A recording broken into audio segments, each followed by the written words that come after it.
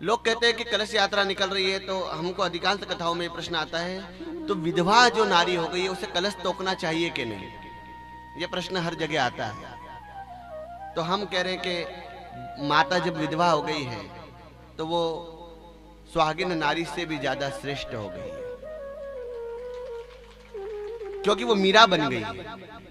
उसका पति परम पिता परमेश्वर हो गया, वो बिहारी जी की पत्नी बन जाती है। जब विधवा हो गई ना तो बिहारी जी की हो गई। अब उसका इस दुनिया में कोई नहीं है बिहारी जी के अलावा, तो बिहारी जी की पत्नी बन गई तो वो कलश तोड़ने का अधिकार रखती है। और विधवा हो गई तो उसमें उसका दोष नहीं है,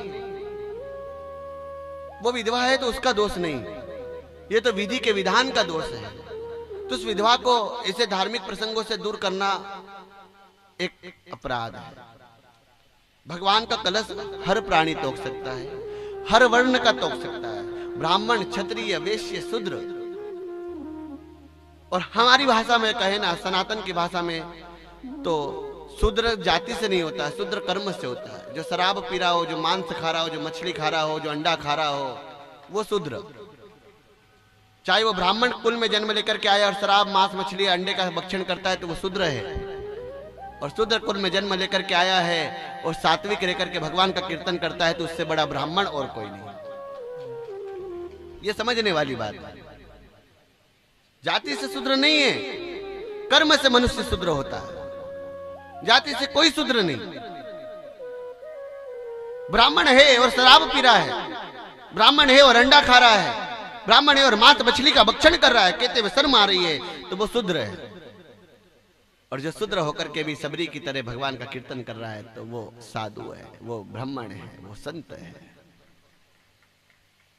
कलश विधवा नारी भी तोक सकती, क्योंकि कलश मतलब भगवान शिव, भगवान विष्णु और भगवान ब्रह्मा।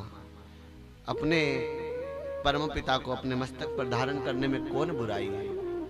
विधवा नारी भागवत भी तोड़ सकती है। और शुभ काम में जाओ तो लोग कहते हैं विधवा का मुख देख लो तो शुभ काम अशुभ हो जाता है। और हम कहते हैं कि आप किसी शुभ काम में जा रहे हो, विधवा मैया सामने दिख गई तो उसको चरण को प्रणाम करते हुए चले जाना, तुम्हारा काम सफल हो जाएगा। क्यों? क्योंकि वो विधवा बनी है, तो वो उसकी गलती नहीं है, वो तो परमात्मा ने उसको उसके भाग्य में ऐसा वैधव्य शौक दे दिया। उससे पूछो ना कि वो विधवा हुई है तो उसे कितनी पीड़ा है।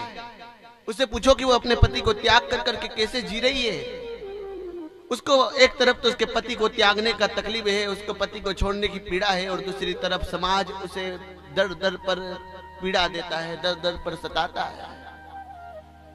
उसे हर वक्त ये महसूस दिलाता है कि तूने एक बहुत बड़ा पाप कर दिया विधवा होकर करके। अरे मृत्यु शाश्वत है, वो तो आएगी,